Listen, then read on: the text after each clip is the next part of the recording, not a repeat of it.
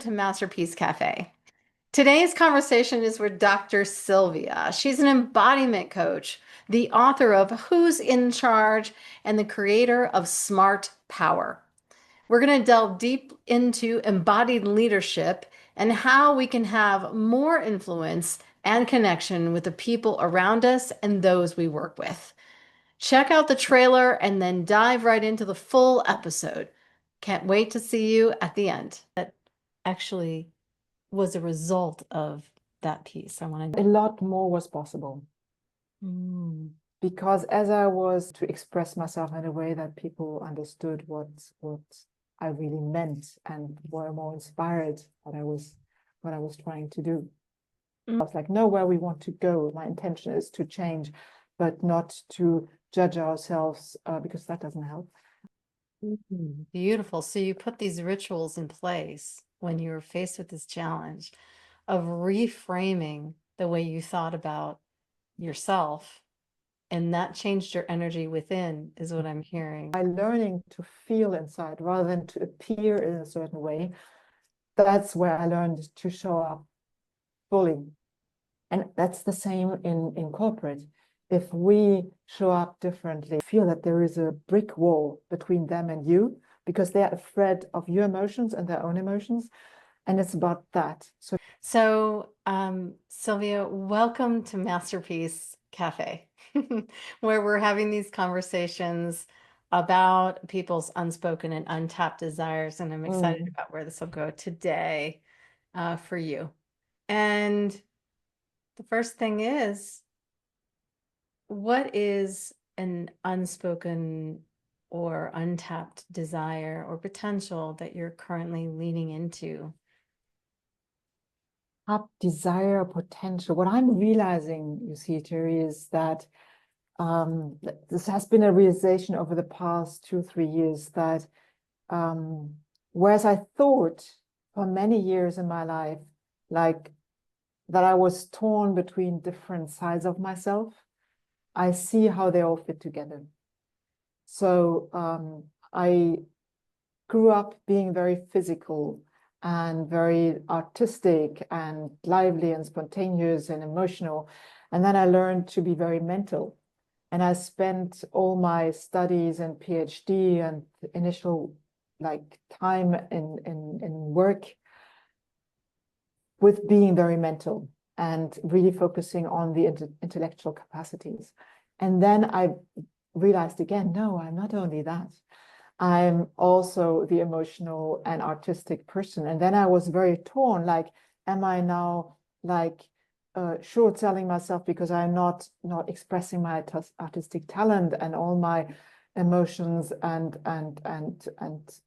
embodied being that I found like, is that possible in the corporate world where I had jobs for about 30 years? But then I felt I have these jobs in the corporate world for good reasons. I'm good at them, and I feel that I have a mission there, so I don't want to throw that away. And then I realized at a certain stage, and it was actually through coaching, that there is a way to bring them together. And so to be in my full power, having like a job that requires mental capacities, that requires logic and thinking, but that also requires all the other facets of myself. And in the past few years, that has been coming more and more together. Wow, that is beautiful. It's like the pieces that we think are maybe a different part of us or a different path end up being a part of our whole impact that we have in the world. Right. And we can't actually make that impact with just the pieces. We need all of them together. Exactly. So what, as you leaned into this and you became aware of this, what was something that unfolded as a result of that? A lot more was possible. Because as I was limiting myself mainly on the intellectual, I didn't use so well all my emotional and personal capacities. Because having like a long career in academia educated me to like only use that. It's like be on that track mainly. And so I was actually limited in my possibilities. And then when I allowed myself to again bring the other parts of myself into the game, not only I felt better because I felt like, oh, this is me, the whole me is there, but also I was more effective because I was more able to connect with people and to express myself in a way that people understood what I really meant and were more inspired what I was trying to do. Tell me about being more effective, like how that felt, how that actually was a result of that piece. I want to know more about that. Well, when we use only one part of ourselves, so that could also be I use only my body, I use only my emotions, and I don't use so much my intellect, then we are less effective because Yeah. we are not so clear. For instance, I know some people who don't invest sufficient energy in being like mentally clear, like A, B, C, how do things fit together? But if I'm only in the intellect, then I don't connect so well with the other people. So my idea might be the best on the planet, but I fail to actually reach people and get their buy-in and have them trust and have them see the interest, why is this useful, etc.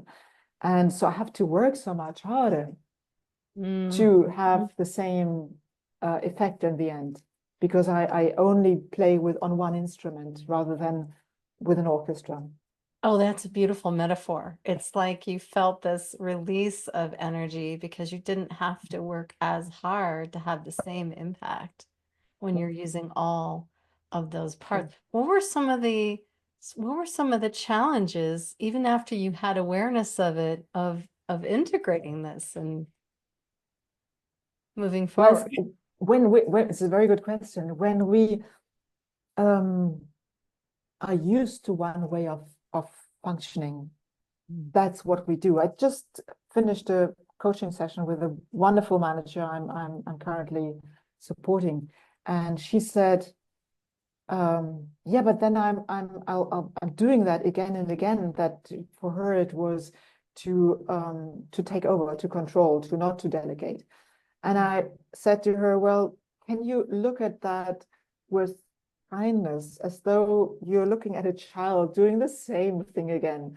Mm. And because it's just doing that, so you don't have to get upset with that child, but it's just because that's what you learned. And then you keep doing that. So my challenge was also like, okay, here I'm doing it again. That I'm too much like on like this is the best idea, so we have to do this, rather than hey, let's first of all see what how people feel about it, and let's before we say anything else, try to get to know each other, etc. So realizing that I simply had the habits, and then not getting too upset with me, but saying, okay, that's the way I function. Let's try again. Let's try to do it differently. That's really something that, having learned that myself, that I use supporting my clients to take ourselves by the hand and be patient with ourselves, like know where we want to go. My intention is to change, but not to judge ourselves because that doesn't help. But to accompany ourselves as we will accompany a good friend.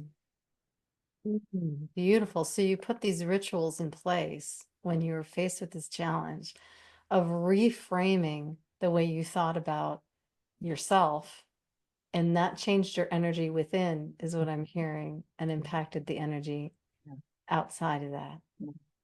Ah, and And that's it's for also leaders. like creating these habits.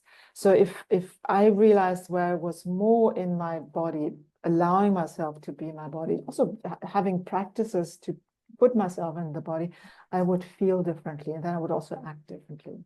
For instance, I took acting classes for some time because I wanted to use that also in coaching as a tool and etc. And what I learned from the teacher there is like if I am more in my body, so really feeling the body, I will appear in a different way than when I'm like physically feeling it most of all my head, then I will only speak from my head. But if I feel my body, then I will also speak from my body, from my heart, and therefore I will be more impactful in how I communicate with others. Mm. Tell me more about the moment in which you really felt that you were in your body and not in your mind. Well, actually, that's a long time ago, and maybe there are not like the one moments, and all of a sudden it was as though Ah, a curtain had been lifted or something. right. Um, it's a longer story. I did ballet when I was a child because my mom wanted that I was not too much playing soccer with the boys, but had a more elegance in my appearance. I had this classical ballet education. Later, I did modern dance, and then I started to do when I was already in my early 30s. I did dance improvisation, which is a beautiful way of doing dance. And the teacher always criticized me, Sylvia, you're doing nice movements, but they don't express anything. And I got really frustrated about that, but I knew he was right. And I got to start to do Tai Chi. Kind of met a group when I was living in Right. Brussels, had lots of time to do these things, and met this group practicing Tai Chi, and I learned the basics of Tai Chi. And after half a year or so that I had practiced Tai Chi, my teacher in improv said, Sylvia, what you're doing now, this is what I want to see in you. So it was where I want to go is it was a practice of Mm. something that was not supposed to look nice, because Tai Chi is not supposed to look nice. It's supposed to feel. And I so see. what I'm trying to say is like by learning to feel inside rather than to appear in a certain way, that's where I learned to show up fully. And Yeah, so it's when I almost work like, with my clients, it's also not stand straight and look impressive or something, but feel inside your body. Because when you feel your whole body, that's the moment where you're really present and where people will see you being present. so it seems like that's a really big challenge for, us in leadership roles and in corporate because we're always being sort of thrust into this place where we have a goal, we have a limited timeline, we've got to get the Mm, things out, we've got to meet the deadlines. yeah. And I think this ties back to the beginning of the conversation. We were talking about all the different pieces of you, because I do feel like when we're in our head, we're playing a role of some kind, right? We're playing the Yes. boss role or the mom role or Yeah. the teammate role. And I wonder what your thoughts are on that and how that can shift in the corporate world in the people you work with more significantly than it has already. You mean the sense of not only playing the roles, but integrating our Yeah, personality. right. Mm. Yeah, for me, you see, it's a very important point to be aware that we play roles because we do. Like I'm a daughter, a mother, a friend, etc., etc., etc. And I will probably behave sometimes differently depending on the role that I play. But at the same time, I want to be always the same person inside. So if Mhm. I was playing from behind a mask, then I would lose myself and be very inauthentic. Yeah. So if I'm the mother, I have a different role. Sometimes I will be appearing differently than I'm like with my buddy. It's really different, but I want to be sent always Sylvia and always express what I feel and always like stand by my values and be honest. And that's the same in corporate. If we show up differently, if we speak to the CEO Yeah. and if we speak to the cleaning lady, um, then we are actually giving something to the context that is it's undermining relationships and honesty and authenticity. So we are Mm. not Mhm. serving the relationship with the CEO perfectly because we might not be honest. We might not say really what we think. And so we're holding back things that he or she should be hearing simply because we want to be pleasing or reverent or whatever. So we don't dare to really be there fully. And towards the cleaning lady, we might lack respect because we don't like fully recognize her as an equal in terms of Right. being human. And that's I consider that toxic. Like if at the moment that Yeah. we lose the respect for the other human being, whoever they may be, Mhm. we give something toxic into like the environment. Yeah.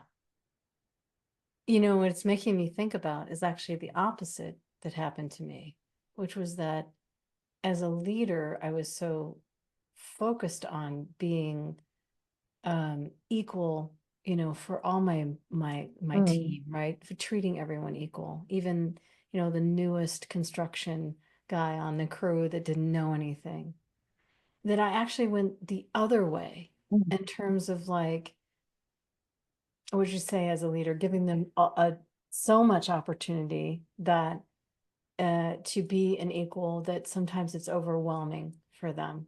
Yeah. So I That couldn't doesn't help, work. Mm. yeah, I couldn't help but think about that when you were talking about this. And also thinking about how being in your body, the feeling in your body, coming from the feeling helps us stay aligned to our heart and our values and show up the Absolutely. same way regardless of the context. Exactly. Like to be with us and to Right. therefore be in this creative mode and not in the reactive mode. Mm, And mhm. then maybe to be able to say like, oh, this young person needs clear directions because I'm not like starting from a generalized idea about how I should be treating people, but I feel in this moment, oh, he's lost. I have to give him some direction. And I really feel with you, um, like the wish to do good, to be fair with everyone, to be respectful with everyone. But that's a generalized feeling. And Mm, then mm, when we go back to the moment, like, no, this is moment, and this person, they need something else. So that's how I'm going to act with respect, because it's interesting. not his fault that he doesn't know yet. It's not a bad, Right. he's not a bad person. As a human, we're equals. Only he doesn't know about this job, so I have to give him direction. But isn't this tie into something really critical, which is that leaders often feel like they need to have some kind of separation or boundary between the people that work for them, right? And instead of connecting deeply with them, I'd I love to get hear that so that. much from leaders who say, well, especially less experienced leaders who say, well, now I'm the leader, now I'm the boss. I think I can't anymore have this. You're nodding. You have this Yeah, experience. I've been Like through that evolution. I can't have that intimate contact anymore because I have to, otherwise they will not take me seriously, etc., etc. And what Right. I've learned is that it's more the fear of not being able to handle that. Because of course it Mm. will make you more powerful if you can be authentic and vulnerable and open. And Right. I've seen excellent senior leaders who were super vulnerable and open, but at the same time, they drew very clear boundaries. Say like, you're going to do this now, but or no, this is not on. But all the same, being a human. I think it's about being a human being in front of the others, not pretending that we are something else. We're still a human being. So I can, and it's not even about telling the other people everything about my dog, my grandchildren, and whatever, but simply showing up in an open way. I mean, maybe you have seen that people who you feel that there is a brick wall between them and you because they're afraid of your emotions and their own emotions. And it's about that. So not to be afraid of the emotions, but to be open. And then many things are possible. You can still set boundaries, say, no, this is not on. Or say, like, by the way, I'm the boss and you're going to do this now because I know where we are going with this, not because I want to mistreat you, but this is the direction and I know more about this. So please do this. There's this piece of setting, this relationship as a human being that takes a lot of repetition and I call it building muscle because we don't do it enough, right? It's a lot easier to just have a compartment that we fall into and Yeah. to roll and separation and versus actually practicing the muscle of how can I elegantly uh co-engage and enroll in a co-creation, because that's really what that's really what I feel like you're doing. What I'm hearing is that you are helping leaders co-create their impact and an evolution of what you're doing right now. You mean the evolution of my work? Yeah. So talking about the co-creation can again come more from the mind. I think I should be co-creating, and if I listen to my people, then I will be smarter in the end, and I know that we will involve everyone more, and then we have more engagement, and things will work better, and the team will blah blah blah blah. This is good already. This is good when we start from cooperation rather than you co and I operate. But there is more to that, and that's what I have seen in the evolution of my work, is to really bring in the full person, that is the embodiment, and also the emotionality. So that emotionality is not the sense of being emotionally welled, but to feel, to be present to our emotions, and to feel and to be present to other people's emotions, and not ignore them, but speak to them, and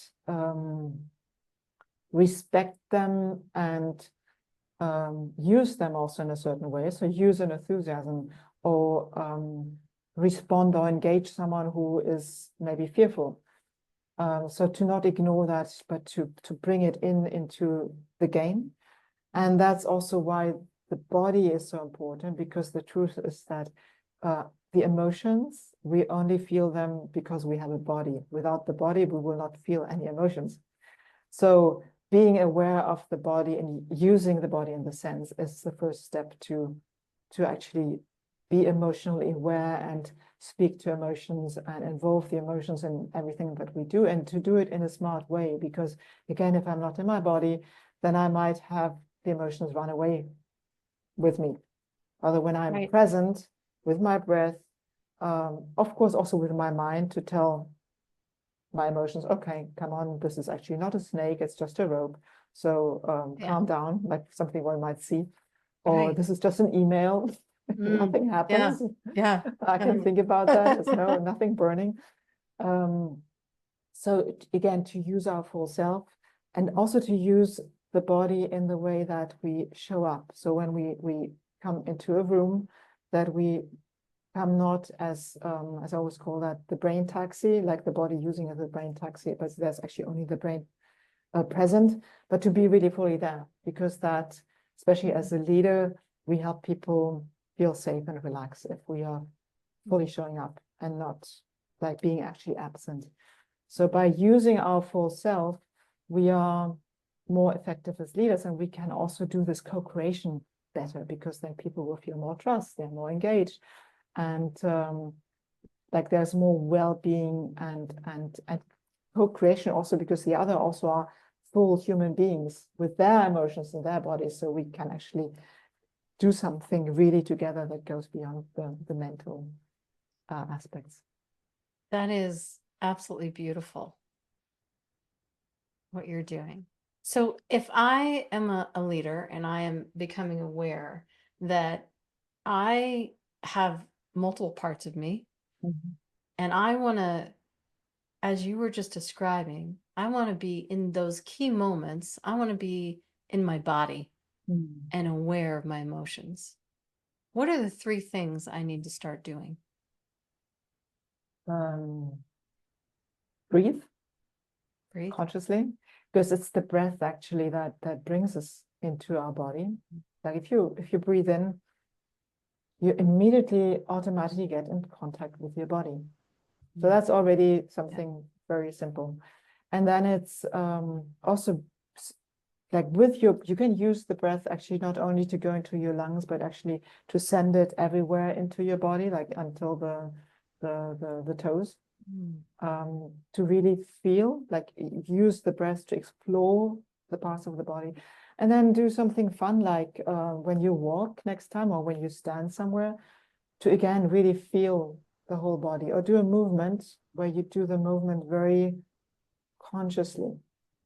And then you get to inhabit your body more. I call it inhabiting our body. And then bit by bit, you get into the habit of inhabiting your body, and you will show up more fully. Ah, It's it's very like a simple. muscle that we Yeah, exercise exactly. and we get into the feeling. How do I know that I'm in my body and not back in my head? What's the key? You go right there and feel your body, because we are all in your body, in our bodies, but it's quite possible to just be so all over the place or busy with our minds that we don't feel the body. And so it's simply to say, okay, let me give myself the gift of feeling my body. And it's one of the most beautiful things that you can give to yourself, because you feel so much better when you inhabit your body than when you're like in this brain taxi function. And people will see that. So it's where you show up with your friends or with your loved ones, or in the boardroom, you show up differently. Tell It's me what more when you about have that. like in acting, it's called the it. He's got it or she's got it. It's, and when you look at the actor who's got it, is that they are fully there. And you love to see that kind of person, because they are inspiring. They look alive. And so actually it's very pleasant to feel like that. And also it's very attractive. Yeah. What do you think stops us from doing that more? We're too busy. Mm. We're too busy with being in the mind and doing stuff. So I can get that also sometimes when I'm too busy and too fast. Then actually, I mean, I very much inhabit my body, but I can be less conscious of it, and then also lose some of that quality. Wow. Can you share, you shared a little bit of the magic you see unfold when leaders and the people you work with and really practice this. Can you share a little bit more of the magic that happens when we show up differently? Mm. Well, just think of one client I had who um, was sent to coaching because everyone felt that she was really very talented, very competent, but she lacked like managerial confidence and therefore capacity, etc. And I saw that she was someone who had great talents, great capacities, but she was not using them at the office. The reason why I saw that she had these capacities was that she was actually working with horses and like training horses to do difficult things. It's not riding only, it's like it's more like using the wild aspect of the horse. So that's a really difficult work where you need a lot of leadership. You need a lot of physical presence to work with an animal, to show the animal like trust, or you follow me, you go over this obstacle. So I said, she's got it. She only has to learn it here. So we use her experience where she has it. And it's very often the case, like, where do you have confidence? Where do you actually, in which area of your life do you have it? And you only have to transport it in your leadership area. Or sometimes you have to learn it from scratch. But very often people have it somewhere. So she had it there. And what I saw is when the more she got aware of, I've got this, I know what this is, and I can bring this into the corporate sphere. I can bring this into my leadership. She was like, her career went, like, took a big leap. She was like, things became so much easier for her. Like where she before, she was doubting and got also pushed back because others felt her doubts. She was being followed. And she was invited to give a lecture on leadership, etc. And it was because she, like for her, it was she transported what she already knew into the corporate. And then I have worked with others who practiced more of this how do I actually feel my body? How do I get into my body? She also had some of that because she needed to be more conscious, become more conscious of what she was doing automatically in another sphere. But with some, it's already also simply like breathing, feeling, and then showing up like that. And I've seen really miracles in how people like, whoops, all the troubles they had before of being listened to by their team, being followed or being respected by peers, kind of magically turned around. This sounds like it's very fulfilling for Mm, you to see this this this magic unfold, yeah, and it absolutely. it I guess it ties into a um another question I have that I'm sure everyone would love to know to hear about, which is that if you if you couldn't do the work anymore, if you couldn't have the impact that you're having now working with people, and you wanted to actually have ripples that went out from your work, that the Mm. people that you worked with carried on your work, what would be those ripples for you? Mm. It really ties into that for the people that I have worked with, that I have touched in some way, to be more in their feeling, more in their body, because that makes so much available for them. It's also one thing that I've seen also often is how do we deal with chaos, with things unfolding rapidly, with the things that are confusing. When we're more inside ourselves, it's also more easy to take perspective. And it's also more easy to use our mind in the end. Because when we are stressed, like in our system, nervous system, we all know that our brain doesn't work as well. So my wish would be that my ripple effect would be for people to have become more in touch, more inhabiting their bodies and their emotions in order to have a fuller life and be, yeah, be more capable to use their full potential. And how would you see that changing uh, the way things are now, from where it is now to some imagined future that that impact has on the world? Mm, Where is that in your heart? I want to hear about mm. that. Yeah, the world today, I think we all know, is in a very chaotic state. And many people also are looking for easy answers because they're so confused and so afraid. So they would tend to follow people who proclaim that they have the easy answer. Yeah. And that is a fear response. People being so afraid and so confused because they don't understand anymore how all this fits together, and they are maybe afraid that no answers could be found to the real problems that we all know are there. So we'd rather pretend that they aren't there and follow people who think, well, it's just other problems. And so, for instance, like we get all the migrants out. And it's not only a US problem, we have it in Europe as well. Like pretend it's only a question of migration rather than we actually have some real problems Right. of the economy, You have real problems. of the climate, etc. So if we are able to be in a calmer state, more connected with ourselves, then it's easier to take perspective. It's easier to be confident to say, okay, this looks really, really difficult. But as I'm in a calm state, I can have the confidence that there will be a solution. I can be part of the solution. And I don't have to be so afraid of other people. I can have the trust that we can do things together, even if they look different from how I look. I can have the trust that we are human beings together.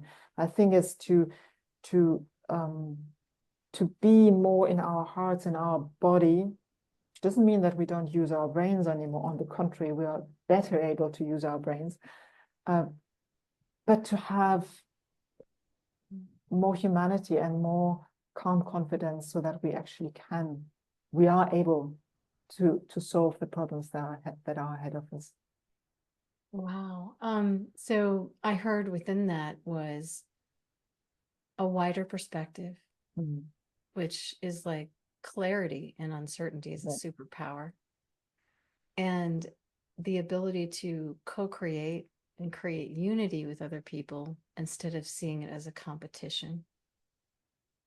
And then also to think beyond ourselves because now our brains are actually working better, yeah, ironically. indeed.